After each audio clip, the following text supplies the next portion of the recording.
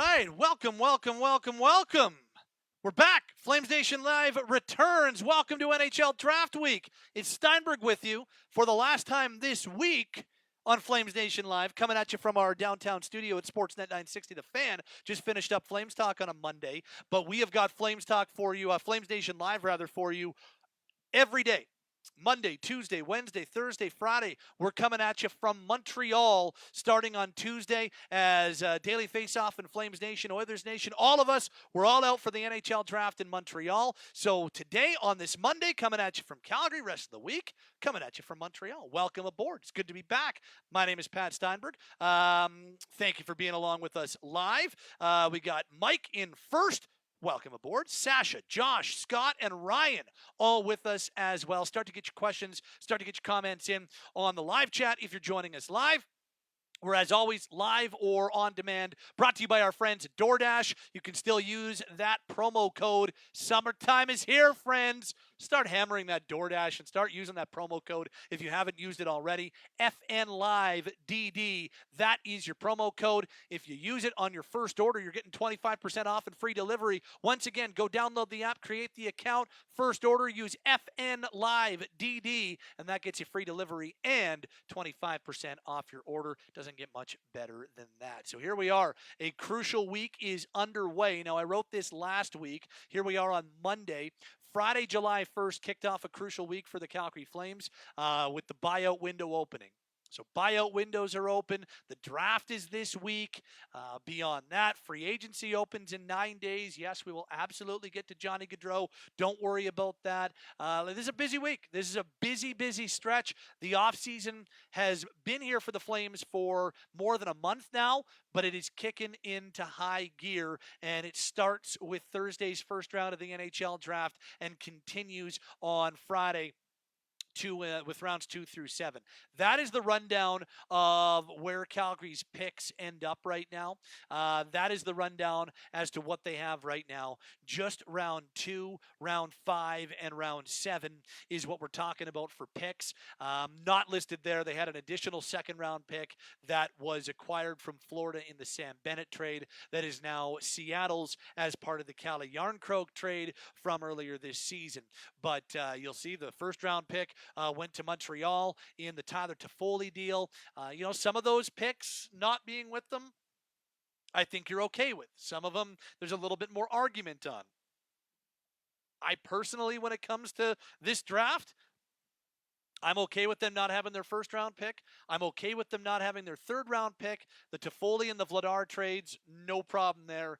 That Pitlick one, that's a big-time L, though. There's no doubt about it. They did not win that deal.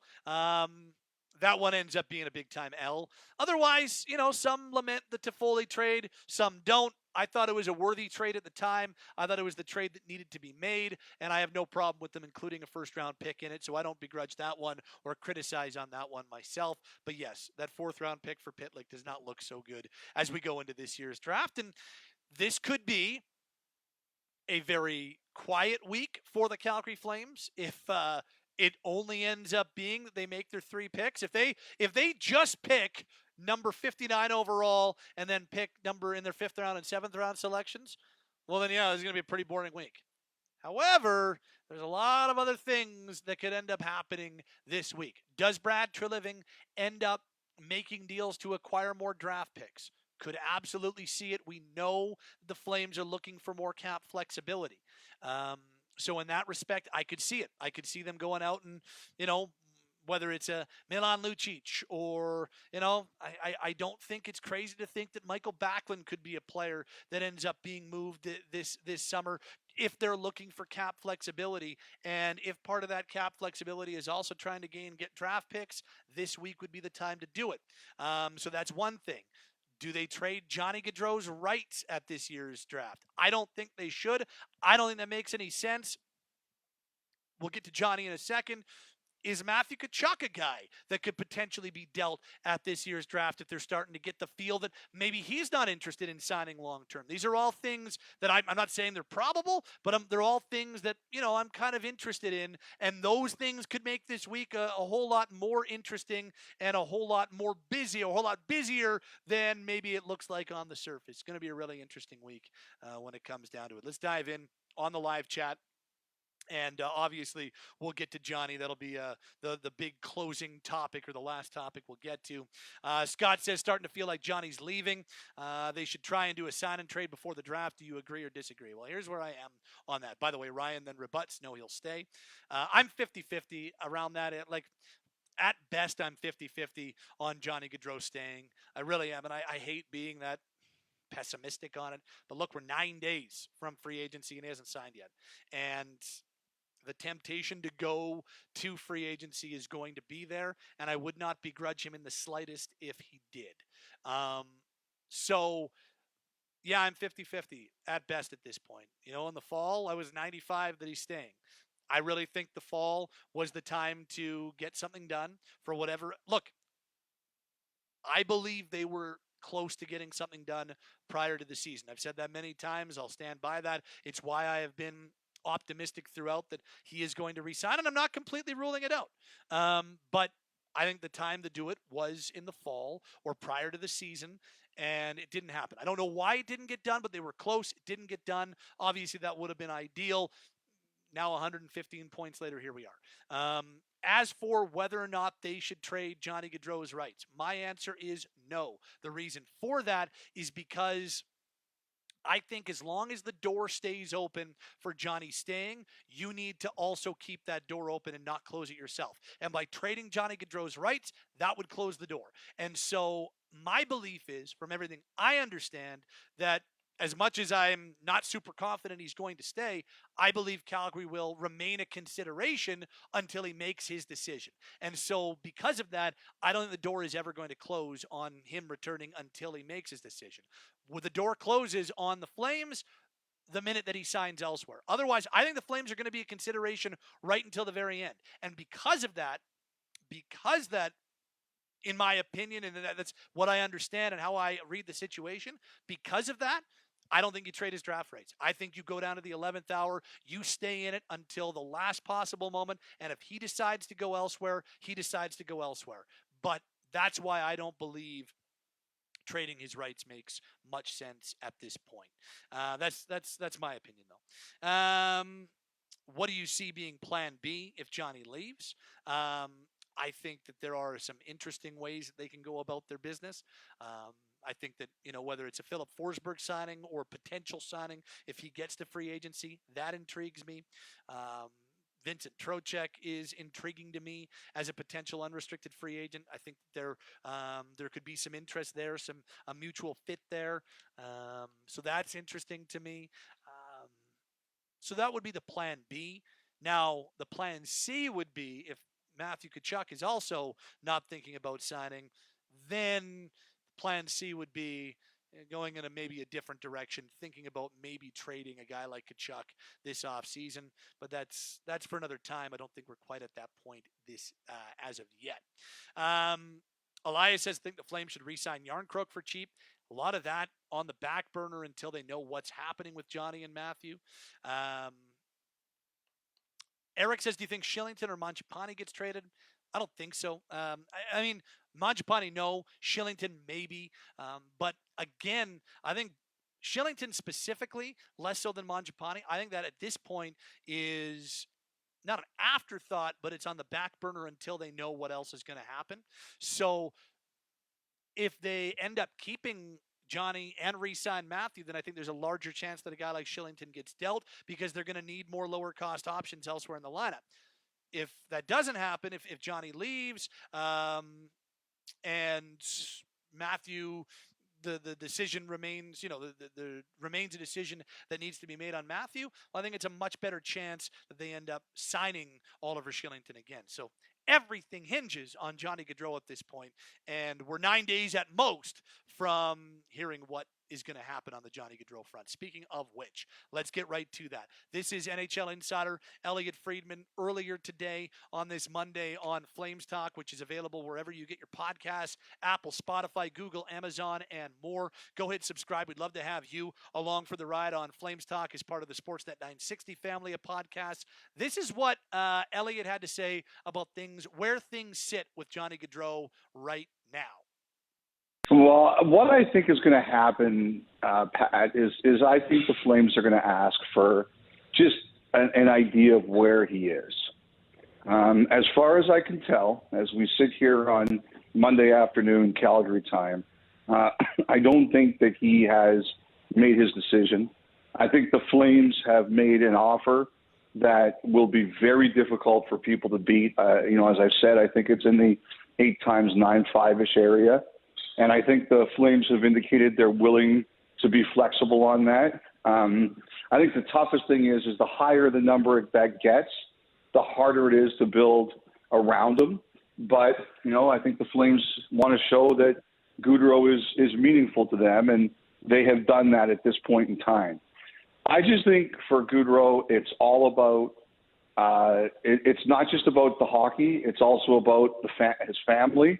He's starting a family now, and I think part of that's a big part of it. And, the one thing I think is probably going on here is, look, they're not allowed to talk to anybody else, okay, as we kind of just joked about a couple minutes ago. However, it's your job to figure out if you hit the market, who's out there for you. And I think that's one of the things that's going on here. If Philly is serious about the brinket, then I don't necessarily think that Gaudreau fits. Like, they were 40 points out of the playoffs last year. They need more help than just one guy. Yep. So I think, number one, do they get the brinket? If yes, I think that makes it harder. And number two, do they feel they have to add 2 to 4 pieces as opposed to 1? So that was Elliotte Friedman with us on Flames Talk earlier on this Monday. Entire conversation is part of the Hour 1 podcast of Flames Talk, Apple, Spotify, Google, Amazon. That was earlier on this Monday. And that's kind of where things sit right now with Johnny Gaudreau. And from what I understand, in terms of where things sit right now, as Elliotte said, my intel suggests the same thing. They have tendered their offer. They did so a while ago. In the 8 years, $9.5 million range is kind of the feel as of right now. And that's Calgary's starting point. Remember, you come in as a team on the floor, and the players' camp comes in on the ceiling, and you try to meet in the middle. And I think 8 times 9.5, that's kind of what the feel is as to what the initial offer was from Calgary. I think that's competitive. And I think there's room to go up on that if you're Calgary, if it means keeping him. But when it comes down to it, this is not a strictly financial move. Johnny Gaudreau is going to get life-changing money put in front of him, and he is going to sign a contract that guarantees him life-changing money by Calgary or by another team. That is guaranteed, and that's why I don't think that this is strictly a financial decision. In fact, I think financials are obviously they're important, but I don't think they're near the top of the list. This is a fit thing. This is a fit thing. This is a where is the best place to raise a family thing. Look, Johnny got married last summer. Things have changed since last summer. And now we're talking about Johnny and his wife Meredith starting a family. And I think Calgary is an incredible place to start a family. Blake Coleman signed in Calgary because he wanted to raise a family in Calgary and in a family-friendly city. Calgary is one of the most livable cities in the world. That is absolutely. But it's also 2,000 kilometers from where Johnny and his family are, where his wife's family is, all that. And so is the pull of being closer to home more important now than it was before? And I think the answer to that question is potentially yes. And so this is not just a financial decision. There is a massive, massive life piece that goes into this as well. The Flames have an 8th year. That is the one advantage they have that nobody else has. But as soon as July 12th turns to July 13th, they no longer have that 8th year. And if it gets to the open market, I think the playing field becomes a whole lot more uneven from a Calgary standpoint. Look, you're not supposed to be able to talk to players right now, but everybody knows it happens. Everybody, like Philip Forsberg, knows what money is out there for him. Nazem Kadri knows what money is out there for him, and Johnny Gaudreau and his camp know what type of money is out there for him and what teams are offering what. It's the unspoken secret of the NHL's offseason. Everybody tampers, and the NHL's not ever going to do anything about it. I believe the teams that are look, and there could be more than this, but the teams that I believe are in play that I'm confident about right now. The Flames, I absolutely believe are consideration and are in play. I think Calgary, I think New Jersey, I think Philadelphia are the 3 teams that, my intel from people that I've talked to close to the situation and around the league, those are the 3 teams I'm confident saying yes are in the conversation. I'm wondering about Boston. Boston's interesting. I don't have any intel that suggests that they're interested, but it's only as soon as Jim Montgomery got hired by the Bruins, Johnny's former coach going back to the USHL, I wondered about that. The Bruins are looking to do things a little bit differently. I wonder, thinking out loud about Boston, but I don't know. The ones that I'm confident on are obviously, I think the Flames are still part of the equation, and New Jersey and Philadelphia. I am confident they are in play too, but there's there are definitely more teams that will be in play if Johnny Gaudreau gets to unrestricted free agency. That's where I stand. That's kind of the situation right now. Let's get back to the live chat. First of all, Scott says, I do a sign and trade with New Jersey for the 2nd overall pick. And Scott, I'm not trying to burst any bubbles, but I don't think you're getting anything close to that in a sign and trade for Johnny Gaudreau. He's an unrestricted free agent. Nobody has given up that type of that type of capital to bring in a guy that they may not. If he was a restricted free agent, it's a different story. But say so that would be Thursday. Say that they're giving up the 2nd overall pick for 6 days of negotiating rights with Johnny Gaudreau. It's just not happening. If they are trading Johnny Gaudreau's negotiating rights, sign and trade or not, it's not going to be for that type of price. It's going to be for I think a mid-round pick is what you'd be getting for Johnny if you were to move him between now and when free agency opens. Different story when it comes to a restricted free agent. That's why Kevin Fiala got so much for Minnesota when they dealt him to Los Angeles. Johnny's different. There is a massive difference in this situation between unrestricted and restricted when it comes to what you could get back. Ryan says, who would you rather, Johnny, Forsberg, Kadri, or Barzal? For me, Johnny all day. To me, there's no question the best case scenario is re-signing Johnny Gaudreau. There's zero doubt in my mind that best case scenario isn't re-signing Johnny. That being said, that's not strictly in Calgary's control. And in that case, they might have to look at plan B or plan C. Do I think anybody will offer sheet Tkachuk, Ryan? Skeptical, not out of the question, but I don't think so, just because the type of money that you would have to put on the table to entice Matthew, the draft capital for compensation that you'd be giving up, I think would be too much, in my opinion, for a team. Not completely out of the question, but I would be doubtful, but I'm not trying to poo-poo that at all. I just don't think so myself. Like, I'm not trying to be dismissive at all. I just typically don't usually go the offer sheet way myself. They happen so rarely. But look, Matthew's the type of player that I could see it happening on in most years. I don't think so myself. Few other ones on the live chat as we wrap up. A reminder, Flames Nation Live, different times just based on how things are going, but all week long, if you're listening or watching live on our Flames Nation Facebook page and immediately on demand on Instagram, YouTube, and more. Elias asks, will any prospects like Pelche or Zeri get to play for the big club next season? I think they'll get a chance, especially depending on how things go with pending free agents and who's here and who's not here. Mike wonders, rumors about Sean Monahan and New York having interest.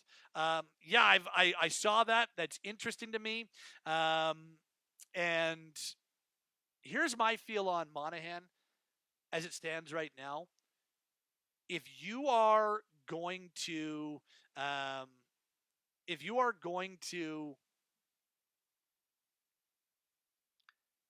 trade Sean Monahan this offseason, I think you're going to have to give up an asset to move him out.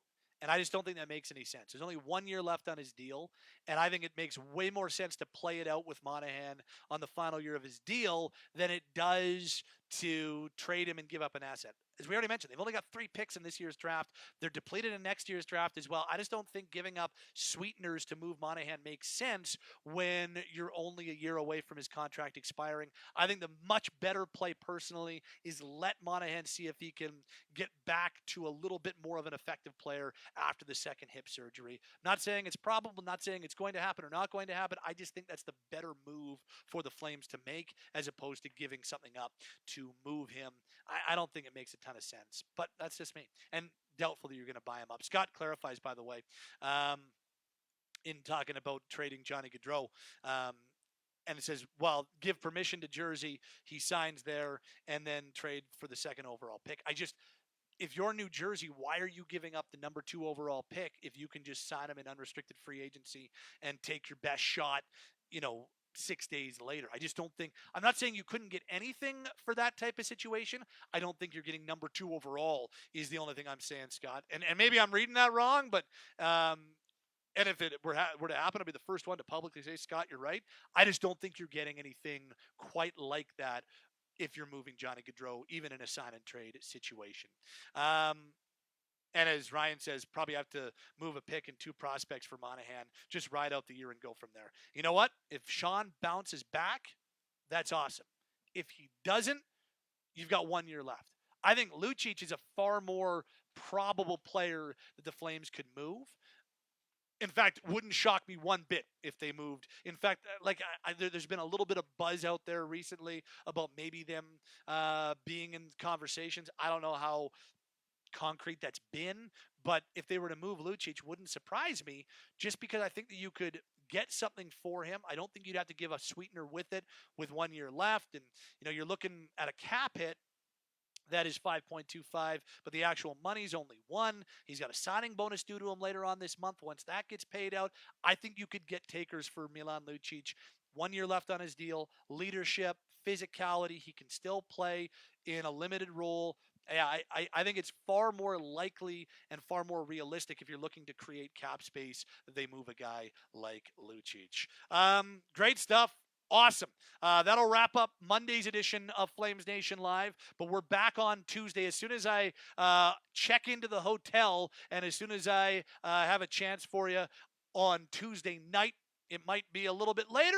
I don't know. I don't know exactly how it's going to work, but we will do a Flames Nation Live at some point on Tuesday. I promise you, it'll be brought to you by DoorDash, where you can download the app, create an account, use the promo code FNLiveDD, and instantly that is going to give you 25% off and free delivery on your first order. Thanks for all your comments and questions in the live chat. Talk to you tomorrow on Tuesday. For now, be well, stay dry. I'll talk to you from Montreal on Tuesday. This has been Flames Nation Live. Welcome to Draft Week for the 2022 NHL Draft. Have a great rest of your Monday. Thank you.